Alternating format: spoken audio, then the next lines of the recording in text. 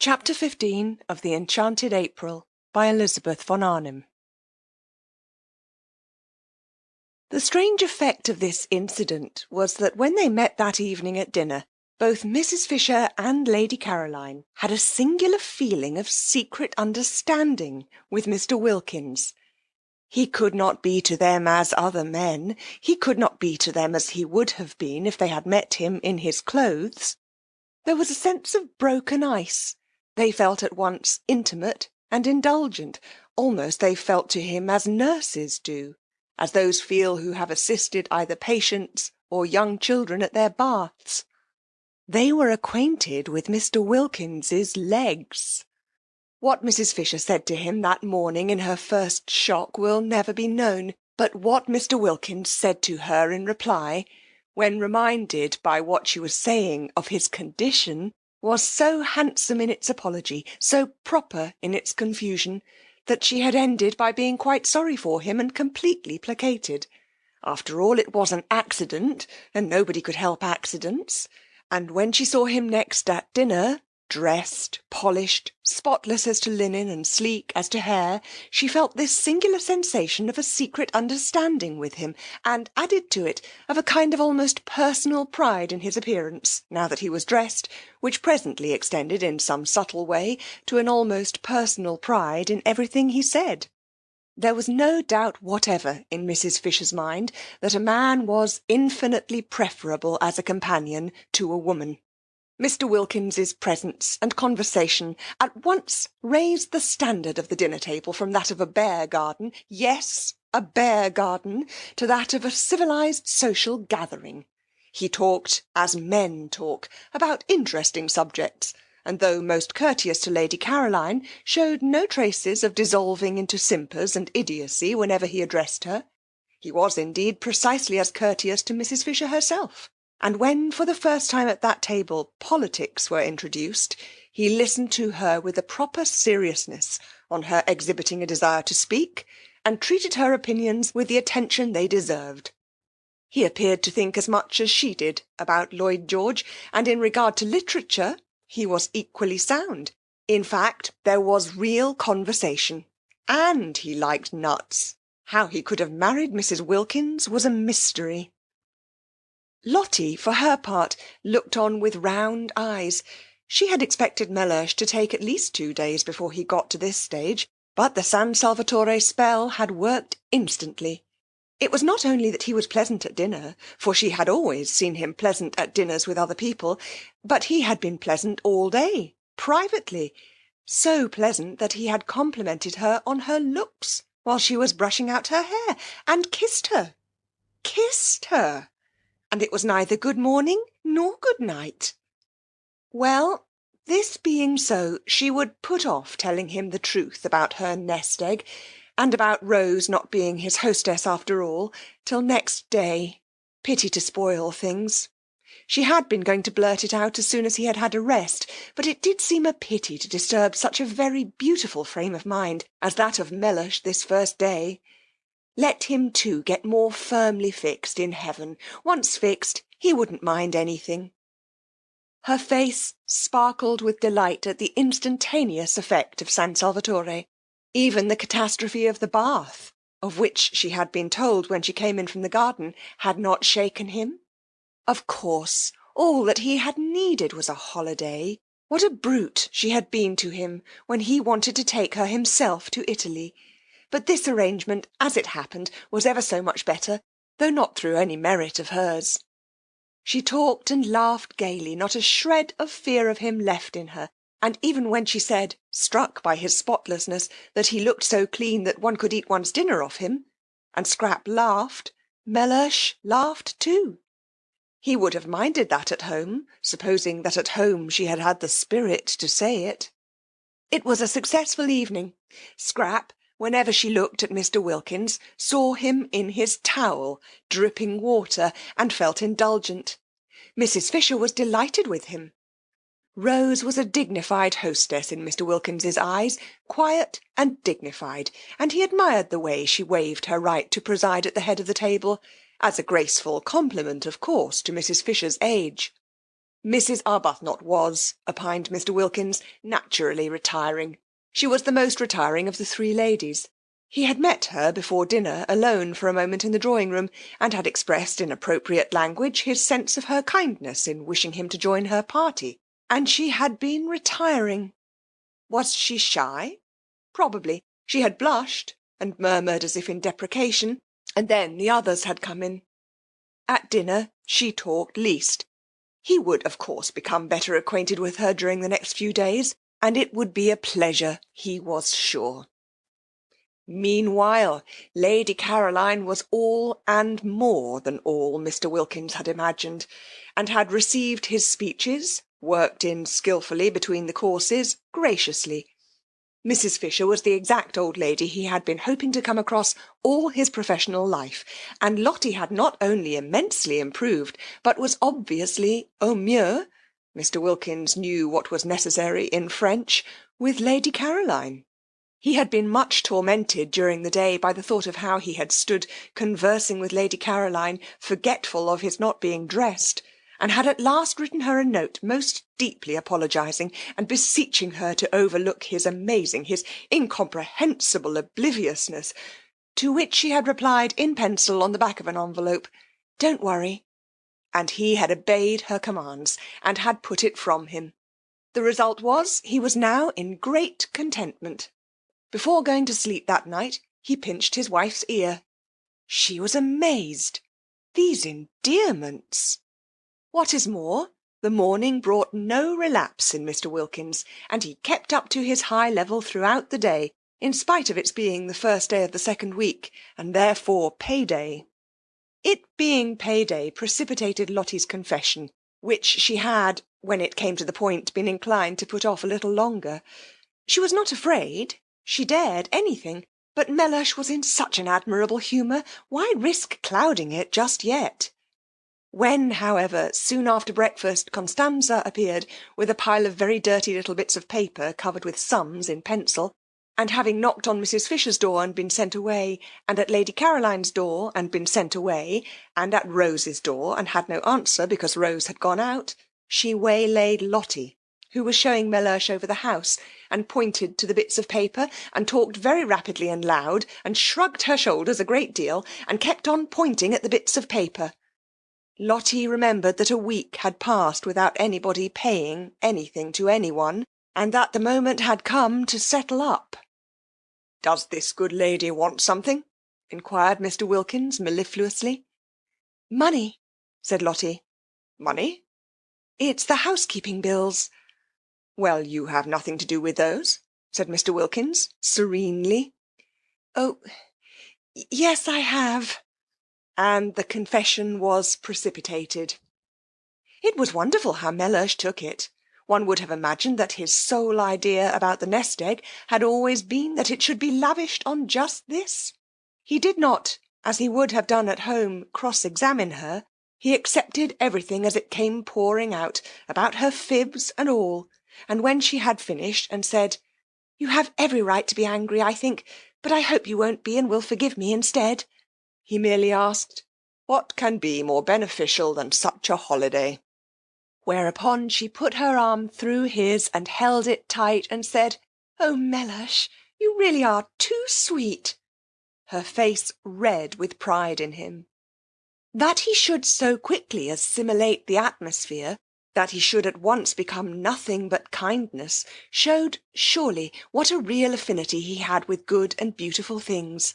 He belonged quite naturally in this place of heavenly calm. He was extraordinary how she had misjudged him, by nature a child of light. Fancy not minding the dreadful fibs she had gone in for before leaving home. Fancy passing even those over without comment. Wonderful! Yet not wonderful, for wasn't he in heaven? In heaven nobody minded any of those done-with things. One didn't even trouble to forgive and forget. One was much too happy. She pressed his arm tight in her gratitude and appreciation, and though he did not withdraw his, neither did he respond to her pressure. Mr. Wilkins was of a cool habit, and rarely had any real wish to press. Meanwhile Constanza, perceiving that she had lost the Wilkinses' ear, had gone back to Mrs. Fisher, who at least understood Italian, besides being clearly in the servant's eyes the one of the party marked down by age and appearance to pay the bills, and to her, while Mrs. Fisher put the final touches to her toilette, for she was preparing, by means of putting on a hat and veil and feather boa and gloves, to go for her first stroll in the lower garden, positively her first since her arrival, she explained that unless she was given money to pay the last week's bills, the shops of Castagneto would refuse credit for the current week's food. Not even credit would they give, affirmed Constanza, who had been spending a great deal and was anxious to pay all her relations what was owed them, and also to find out how her mistresses took it, for that day's meals. Soon it would be the hour of colazione, and how could there be colazione without meat, without fish, without eggs, without... Mrs. Fisher took the bills out of her hand and looked at the total, and she was so much astonished by its size, so much horrified by the extravagance to which it testified, that she sat down at her writing table to go into the thing thoroughly. Constanza had a very bad half hour. She had not supposed it was in the English to be so mercenary. And then La Vecchia, as she was called in the kitchen, knew so much Italian, and with a doggedness that filled Constanza with shame on her behalf, for such conduct was the last one expected from the noble English, she went through item after item, requiring, and persisting till she got them, explanations. There were no explanations, except that Constanza had had one glorious week of doing exactly as she chose, of splendid unbridled licence, and that this was the result. Constanza, having no explanations, wept. It was miserable to think she would have to cook from now on under watchfulness, under suspicion, and what would her relations say when they found the orders they had received were whittled down? They would say she had no influence. They would despise her. Constanza wept, but Mrs. Fisher was unmoved. In slow and splendid Italian, with the roll of the cantos of the Inferno, she informed her that she would pay no bills till the following week, and that meanwhile the food was to be precisely as good as ever, and at a quarter of the cost. Constanza threw up her hands. Next week, proceeded Mrs. Fisher, unmoved, if she found this had been so, she would pay the whole. Otherwise... She paused, for what she would do otherwise she did not know herself, but she paused and looked impenetrable, majestic and menacing, and Constanza was cowed. Then Mrs. Fisher, having dismissed her with a gesture, went in search of Lady Caroline to complain. She had been under the impression that Lady Caroline ordered the meals, and therefore was responsible for the prices. But now it appeared that the cook had been left to do exactly as she pleased ever since they got there, which of course was simply disgraceful.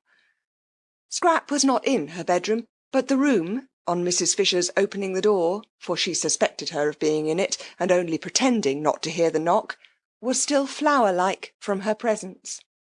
Scent, sniffed Mrs. Fisher, shutting it again, and she wished Carlyle could have had 5 minutes' straight talk with this young woman. And yet, perhaps even he...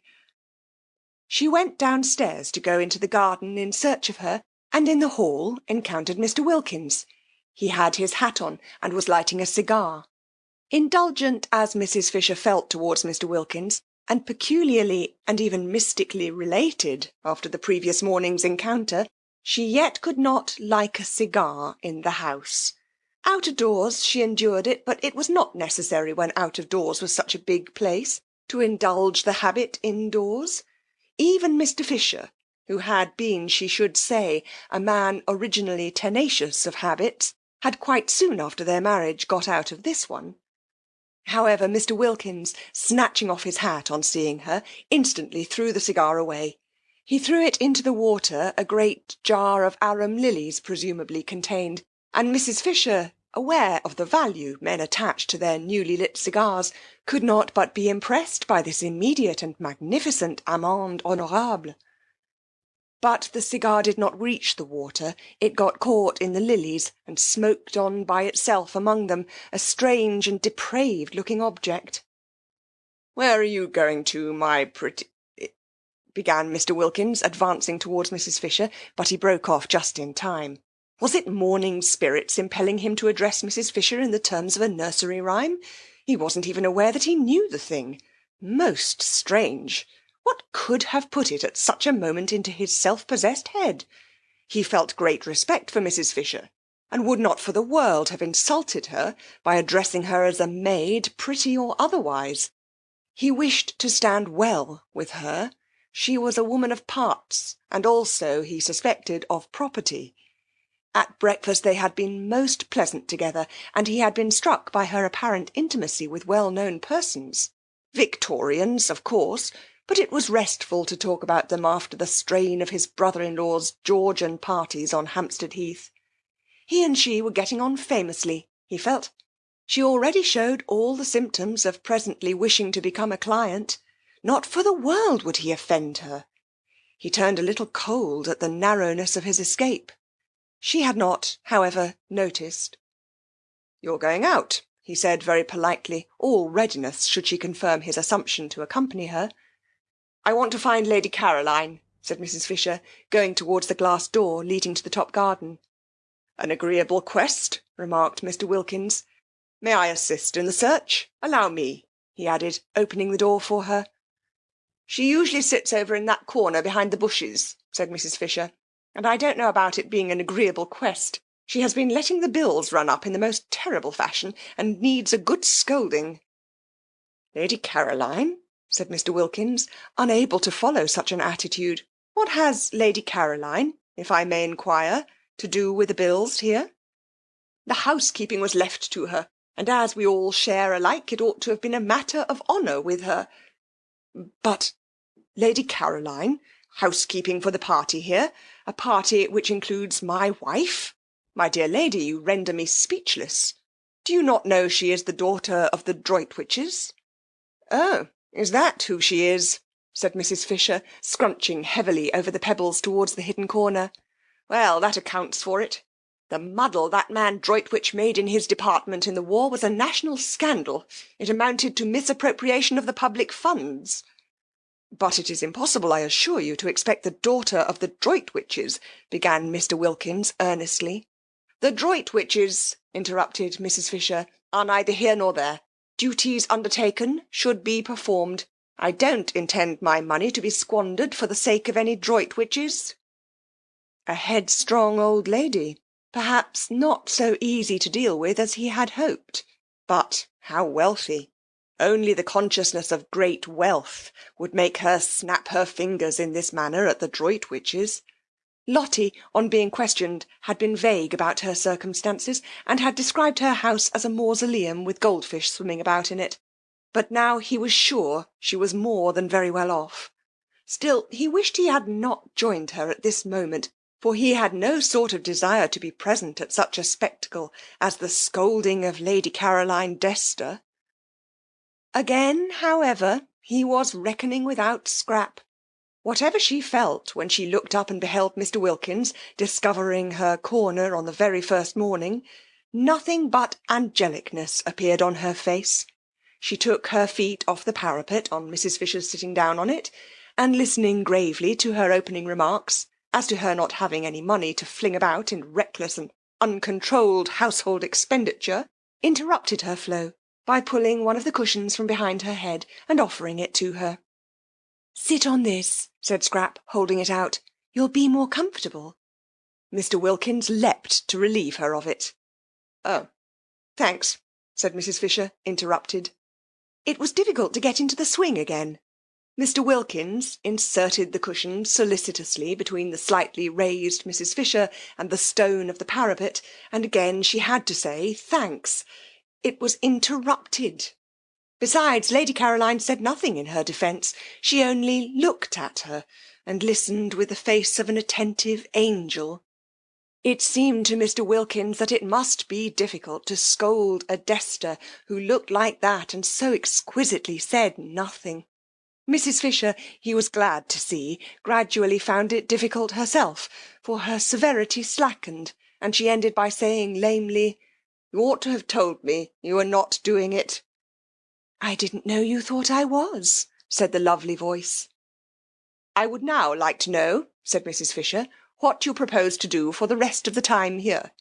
Nothing, said Scraps, smiling. Nothing? Do you mean to say— If I may be allowed, ladies, interposed Mr. Wilkins in his suavest professional manner, to make a suggestion. They both looked at him, and remembering him as they first saw him, felt indulgent. I would advise you not to spoil a delightful holiday with worries over housekeeping. Exactly, said Mrs. Fisher. It is what I intend to avoid. Most sensible, said Mr. Wilkins. Why not then, he continued, allow the cook, an excellent cook by the way, so much a head per diem— Mr. Wilkins knew what was necessary in Latin— and tell her that for this sum she must cater for you, and not only cater, but cater as well as ever. One could easily reckon it out. The charges of a moderate hotel, for instance, would do as a basis, halved or perhaps even quartered.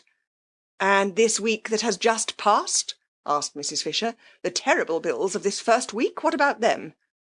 They shall be my present to San Salvatore, said Scrap, who didn't like the idea of Lottie's nest-egg being reduced so much beyond what she was prepared for. There was a silence.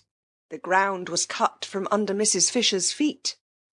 Of course, if you choose to throw your money about, she said at last, disapproving but immensely relieved, while Mr. Wilkins was wrapped in the contemplation of the precious qualities of blue blood. This readiness, for instance, not to trouble about money, this free-handedness— it was not only what one admired in others perhaps more than anything else, but it was extraordinarily useful to the professional classes. When met with, it should be encouraged by warmth of reception. Mrs. Fisher was not warm. She accepted, from which he deduced that with her wealth went closeness, but she accepted grudgingly.